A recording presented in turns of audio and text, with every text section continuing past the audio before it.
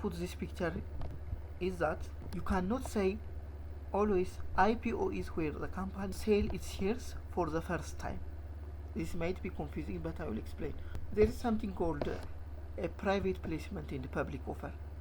A private placement is that when the company sells its shares only for some selected peoples only rather than for the whole public. For example, when the company is established, if he sells the share for these 3 persons, selected persons, the company will select this person and sell its shares only for these persons. So this time we can say that the company has offered its shares but not to the public. So initial public offer is when the shares are primarily offered to the public. However, private placement is when the company offers the share for only for some selected individuals only, probably to start up its business, or might be for any other reason. So these times previously the company has sold these shares to these 3 selected individuals in a private placement. However, we cannot say that IPO is where the company sells its share for the first time. Probably he might sell it in the private placement rather than a public offer. However, we can say that IPO is where the company offers its share for the first time, but to the public only, to the public, rather than a private individual. So let us return to our original topics, which is classifying financial markets based on maturity. We have seen money market and capital market instruments. We have seen primary and secondary markets. So now let's look at the financial market classification based on their claim. But before that, I need you to notice this thing. This primary market and secondary market concept or idea works for debt market, for derivatives, for all financial instruments that are traded in the capital market. It's not only for equity instruments. I just want you to understand the concept.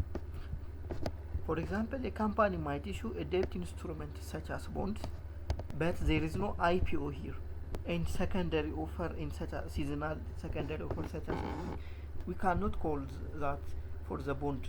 We use this term for the equity market only.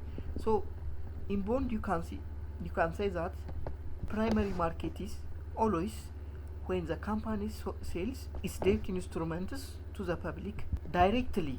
It's not from one investor to another investor, however from the company itself to the investor or to the public. When that debt instrument is offered to the public, we can call it as a primary market, or the debt instrument is being sold in the primary market, whether it is the first time, the second time, or the third time. We will not use the terms like private placement, initial public offer, or seasonal offer, secondary offer, or such type of things are for equities rather than for debt instruments. For debt instruments, when the company sells directly for its debt instruments to the public, we will say that the primary market when the company's bond is being sold in the market from one investor to another investor, or when it is transferred from one investor to another investor, we can say that it is being sold in the secondary market. So here it is a primary market even for the third, sixth, whatever it is. Also, derivative instruments might also be sold in this market. But don't use the terms like seasonal, IPO, and such as equity related terms for derivatives also, just like the bond, because derivative instruments are neither equity instruments or a debt instrument. They are different financial assets. So if we return to our original topics by classifying financial markets, we have finished based on maturity. So based on claim, a financial market can be classified as a debit market and equity market. Represent a contingent claim, the right, but not the obligation, to buy or sell the underlying asset at a predetermined price and time. So we cannot categorize derivatives as either a fixed interest claim, debt, or a residual claim, equity.